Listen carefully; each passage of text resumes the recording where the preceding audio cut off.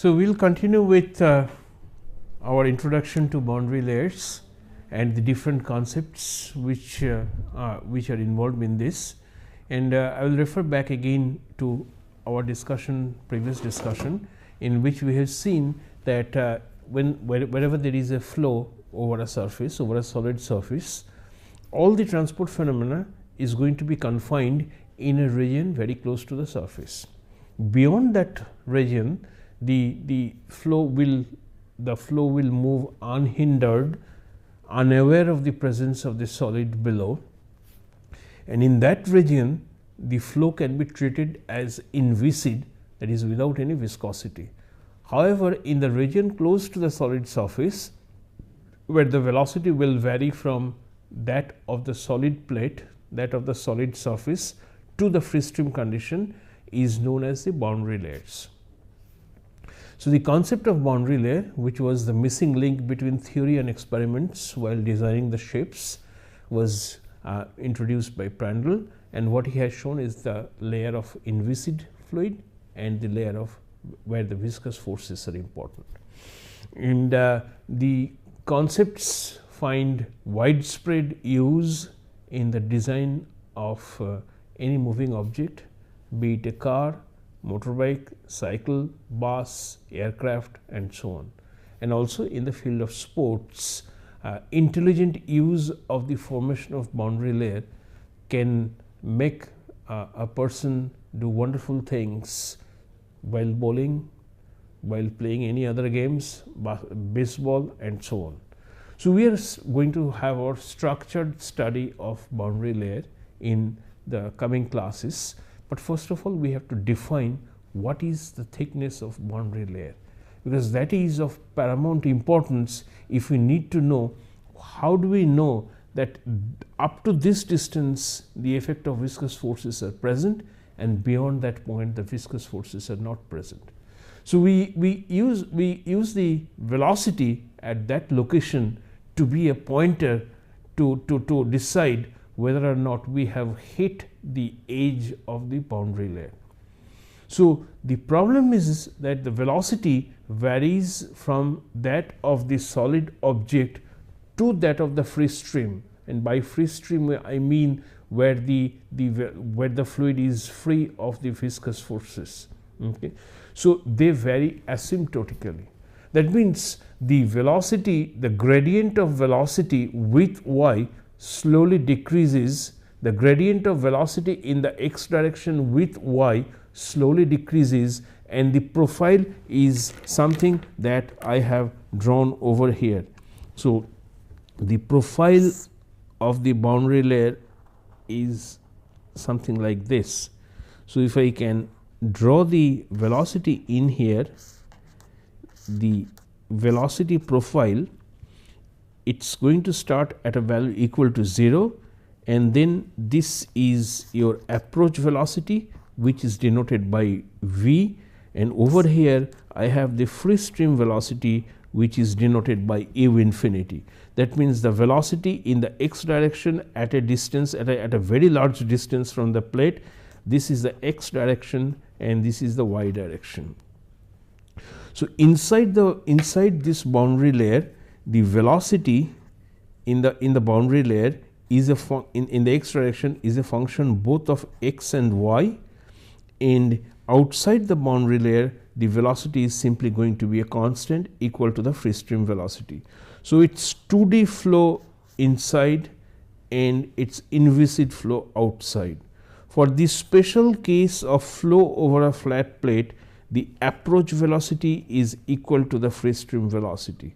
But in order to keep our discussion general, we will refer to the point at which the velocity inside the boundary layer becomes equal to the free stream velocity. We call that as the thickness of the boundary layer, generally denoted by delta.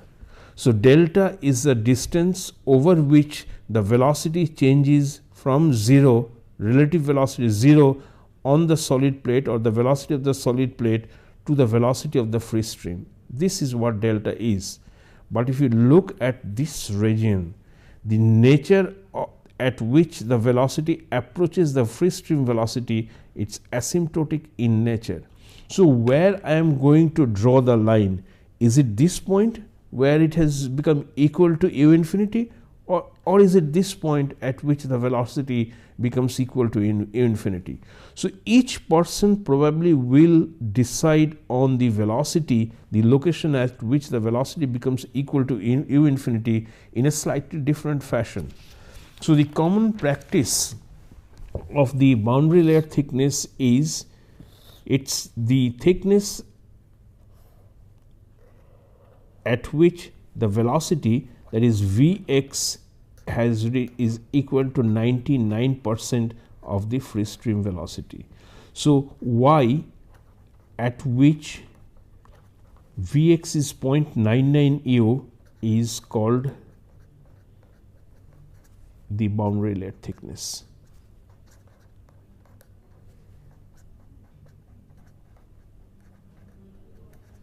So this is the standard definition of boundary layer thickness. It is also called, sometimes it's called the disturbance thickness.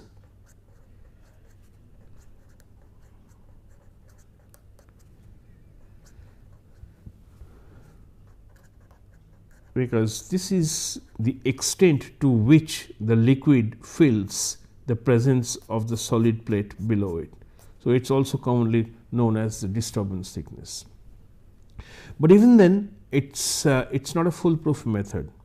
That the fact that where the location where the velocity is 99% of the free stream velocity is also prone to error because of the nature of variation of Vx with y.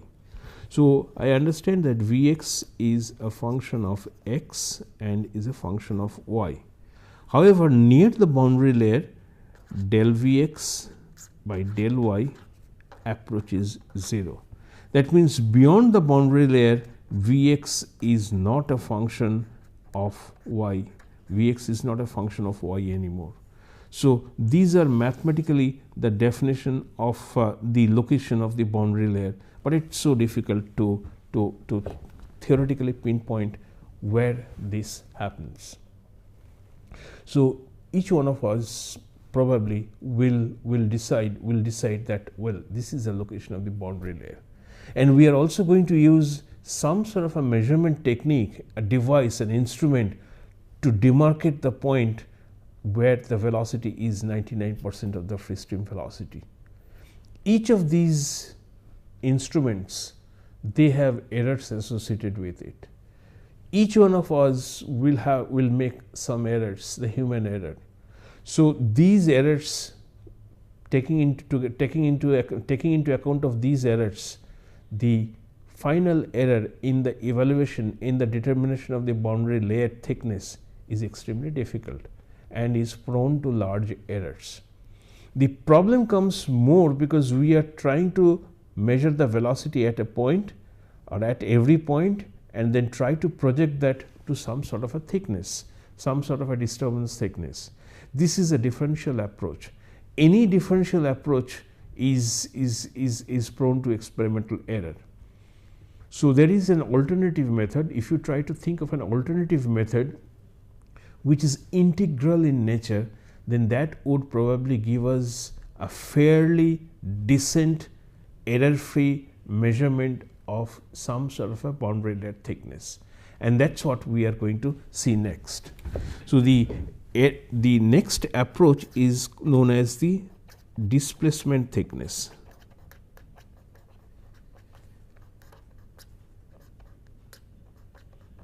So what is displacement thickness? That's what we are going to find next, and it's generally denoted by the symbol del star.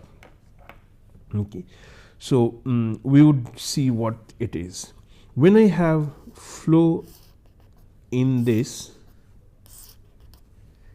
the mass flow in this region where the velocity is moving with the free stream velocity is going to be more as compared to this case where the velocity, where the fluid is moving with Vx, or in some cases is also denoted by small u. So Vx is the x component of velocity, or which is also denoted by u. So over here the fluid is moving with u, over here the fluid is moving with Vx or u, and u is definitely less than capital U. The flow inside the boundary layer is less than the free stream condition.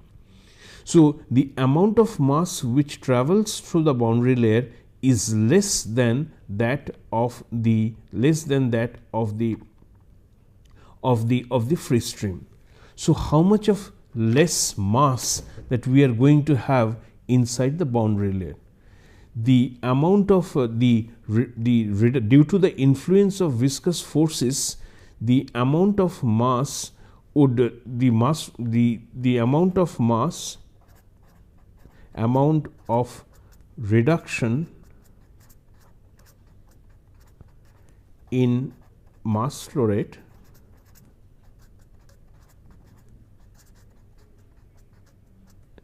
in a boundary layer would simply be equal to 0 to infinity rho times capital U minus small u times dy. Here we have assumed that the depth perpendicular to this paper is unity. So if I did not have the boundary layer, the amount of mass flow rate would simply be rho u times dy. Since I have a small u present in this part of the film, so this capital U minus small u denotes the reduction in the mass flow rate as a result of the presence of viscous forces in it. So if I integrate it from 0 to infinity, though I understand that I do not have to integrate it from 0 to infinity, I can simply integrate it from 0 to delta, because by definition small u becomes equal to u once you cross delta. But anyway, in order to keep the generality, we keep this definition, which gives me the reduction in mass flow rate inside a boundary layer. So this is due to denotes due to the presence of the boundary layer. Now let's say that I would like to get the same reduction in the case of inviscid flow. So this is viscous flow, and I am imagining an inviscid flow in which I would get the same reduction in mass flow rate. So I have a plate, I have the motion, I have the formation of the boundary layer. Inside the boundary layer, the liquid moves slowly as compared to the free stream. So the reduction in mass flow rate is simply going to be the difference in velocity between these 2 points multiplied by rho multiplied by area. So area is fixed width or unit width, and this length scale is simply going to be 0 to infinity, to be more correct, mathematically more correct, or 0 to delta, the thickness of the boundary layer, to make it practical. So this is in viscous flow. The liquid slows down. Now let's think of that the entire fluid flows over the flat plate, but this time the fluid is inviscid. But I would like to have the same difference in mass flow rate as in the case of viscous flow. So in order to reduce the flow of fluid over the solid plate in inviscid flow, the only option available to me to reduce the flow rate is simply by restricting the flow area, simply by putting the solid plate up by a certain distance. I restrict the flow area, and therefore whatever was flowing below, whatever was flowing on top of this by which I have raised it, that area is no longer available to the flowing fluid anymore.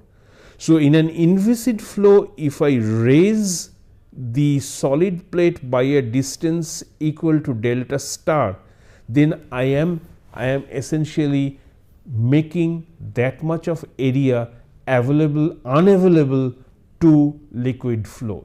So what is the area which is unavailable to liquid flow now? One is this delta star, multiplied by 1, because I am talking about unit depth. I have taken unit depth. So, delta star amount of area, this delta star times 1, this is no longer available to flow right now. And what is the mass that is moving through this, that would have moved through this area, delta star multiplied by 1? The mass which would move through this is delta star multiplied by 1, which is the unit depth, multiplied by the velocity with which the fluid was supposed to flow through this. What was the velocity with which the fluid was supposed to flow through that blocked area? Since it's inviscid flow, the velocity everywhere is u infinity. So, if I raise it by a distance delta star, the amount of area that I have blocked, the velocity of the liquid through that area would have been same u infinity, since it's inviscid flow. So, by raising it up by a distance delta star, the volumetric flow rate reduction is simply going to be area times the velocity. Area is delta star into 1 and the velocity is going to be u infinity, the free stream velocity. It is an inviscid flow, so there is no question of any change in velocity. So, the volumetric flow reduction on account of raising the solid plate by a distance delta star would be u infinity times delta star times 1. What is the corresponding reduction in mass flow rate? Simply multiply it by rho. So, the mass flow rate reduction, because of my raising the platform by a distance of delta star in an inviscid flow, would simply be rho times del star times 1 times u.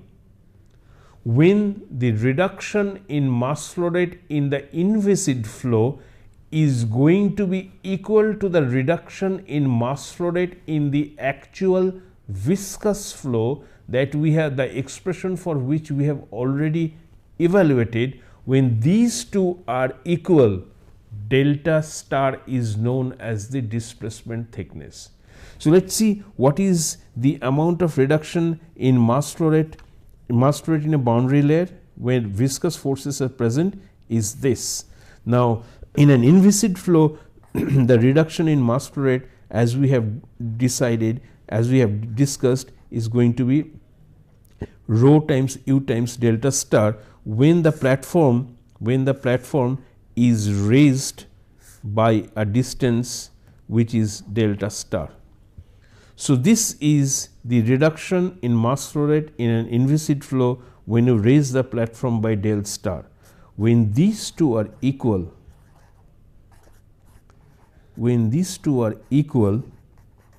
this delta star is known as the displacement thickness. So, what is going to be the final expression of delta star? Delta star would simply, it's an incompressible fluid. So, rho will simply cancel out. So, it is from 0 to infinity, and if I divide it by capital U, 1 minus small u by capital U times dy, or it can be, practical purposes, it can be equated to 0 to delta, because nothing happens beyond delta by u into dy. So, this is the definition of this displacement thickness. Now, if you look carefully over here, the delta star, the displacement thickness can be expressed, since it is an integral thickness, it can be expressed as a sum of, it can be expressed as a sum of many such terms. Now, the problem that we had in evaluating the correct value of delta is where right over here, where the flow, where the velocity essentially asymptotically merges to that of the free stream. What happens to those summation terms when we reach delta? As I reach delta, u starts to become close to capital U, and therefore, the contribution of the terms near delta, the contribution of all these terms near delta essentially becomes insignificant. So, the integral integration has been provided, the integration has provided us with an opportunity in which the integrand vanishes in the free stream or near the free stream. Since most of our errors were associated with the evaluation of the exact velocity near the free stream, here we have a method in which the integrand itself vanishes near the free stream. So, therefore, any possibility, any error that you may have in the correct evaluation of velocity at a distance close to that or near to that of the free stream, the effect of that error will be insignificant in the final form of delta star. So, that is why that is the beauty of an integral thickness over a differential approach over delta. So, delta star is going to give you much more accurate value with enough confidence as compared to delta, which is differential in nature.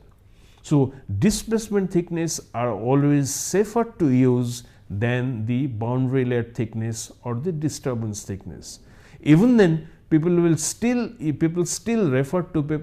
use boundary layer thickness delta or the disturbance thickness delta, because it gives you a nice pictorial view of what happens inside the boundary layer.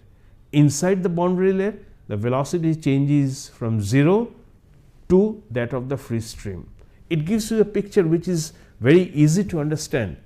On the other hand, it is prone to error, but the alternative delta star is integral in nature. You need to know the concept before you can truly appreciate the usefulness of delta star. So, the more common representation of boundary layer are they are always in terms of delta, not in terms of delta star. But if you go for some accuracy, and we would see later in our subsequent classes that we use delta star as well in our calculations. There is one more definition which we need to cover before we close this class, which is known as the momentum thickness.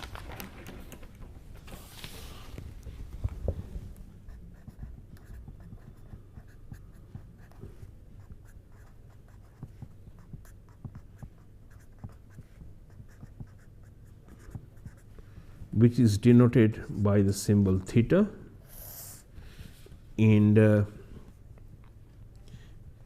the momentum thickness is also an integral thickness. And what we do is, we are first going to find out what is the actual flow that is taking place inside the boundary layer. So, the actual flow which is taking place inside the boundary layer is integration rho times u times dy, where y varies from 0 to infinity, and y 0 to infinity, the infinity is put to mathematically, because only at the infinite distance the velocity becomes equal to the free stream velocity. But we artificially put a condition where the velocity reaches 99% of the free stream velocity. So, we can later on convert this integral to 0.99 or all. So, when you think of the flow inside the boundary layer, we are trying to find out what is the mass flow rate. So, the mass flow rate must be equal to integration, since my small u is a function of y. So, I must integrate. Okay. So, rho times u dy, y varies from 0 to infinity. That is going to be the amount of mass flow rate inside the boundary layer. What is the reduction in mass flow rate of this amount of flow because we have a boundary layer, because we have viscous flow? If this amount of fluid given by integration 0 to infinity rho small u dy, had this been moving in an inviscid flow, it will have a momentum associated with it, and in order to find the momentum, I must multiply this mass flow rate with the prevailing velocity. So, the velocity in inviscid flow is simply this mass flow rate multiplied by capital U or u infinity, where u infinity is the free stream velocity. So, the mass of fluid that actually flows through the boundary layer, had it been moving in an inviscid flow, it would carry a momentum which would be equal to integration 0 to infinity rho u small u times capital U dy. But it is not moving in the free stream condition. It is not moving in inviscid flow. It is moving in viscous flow. Since it is moving in viscous flow, its velocity is not capital U, its velocity is small u, and we understand that small u is a function of strong function of y. So, what is the reduction in the mass flow rate of in this quantity of fluid because we have a viscous boundary layer? The mass is rho u dy, rho small u dy. What is the reduction in momentum because of the presence of boundary layer? So, that is what I am going to write here. So, I must multiply this with u infinity minus small u. So, u minus small u, this is giving me the reduction in mass flow rate, reduction in momentum flow of this mass. So, this gives me the mass and this is the reduction in velocity. So, together this integrand gives me the reduction in momentum for the fluid that actually flows.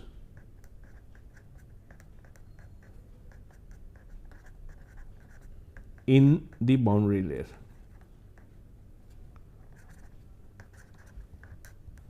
So, this essentially is then the reduction in mass flow, reduction in momentum for the fluid that actually flows in the boundary layer. Now, I would like to do it, I would like to, as in the previous case, I have evaluated what is the reduction in mass flow rate of the actual fluid that flows in the boundary layer. Now, I am trying to see what I have to do in order to what do I have to do in an inviscid flow to get the same reduction in momentum. I have a flow, some amount is flowing over this. I understand that the reduction in momentum is what we have decided, but I need to do something with the flow area such that the reduction in mass, reduction in momentum flow in an inviscid flow is exactly the same as in the momentum that we have derived in previously. So, what I do is I raise it by a distance delta star. I raise it by a distance theta, sorry, I raise it by a distance theta. Whenever I raise it by a distance theta, some amount of area is no longer available for flow, which would result in a reduction in mass flow rate.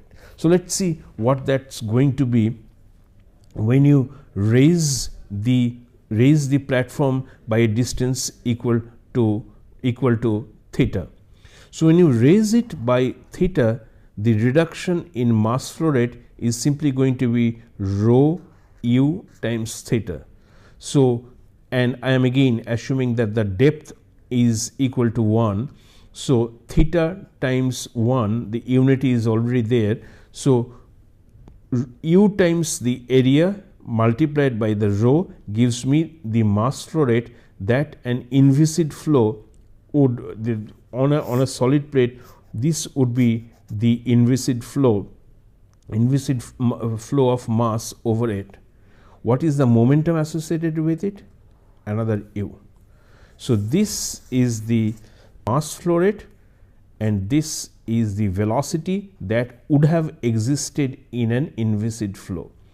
So, the inviscid flow reduction in momentum, since I have raised the platform by a distance theta, is this. So, this is the reduction in momentum in inviscid flow. So, this is the reduction in momentum of the actual mass of fluid that passes through the boundary layer, and this is the reduction in velocity. So, this is the reduction in momentum for the fluid that actually flows through the boundary layer, and when I write is rho u square theta, this is reduction in momentum in inviscid flow when you raise the platform by a distance equal to theta. Theta is called the momentum thickness when these two are equal.